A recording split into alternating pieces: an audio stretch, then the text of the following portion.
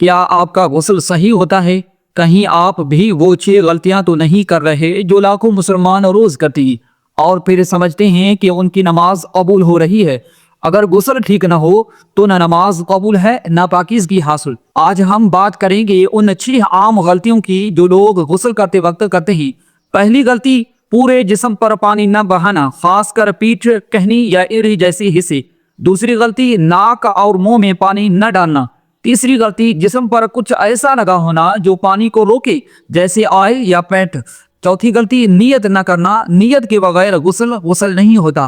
پانچویں غلطی، بالخصوص خواتین کے لیے بالوں میں پانی کا مکمل پہنچنا ضروری ہے۔ چھٹی غلطی، شرم کی وجہ سے جسم کے کچھ حصے دھوئے بغیر چھوڑ دینا۔ یہ غلطیاں انسان کو ناپاک رکھتی ہیں اور ناپاکی کی حالت میں نماز کبھی قبول نہیں ہوتی۔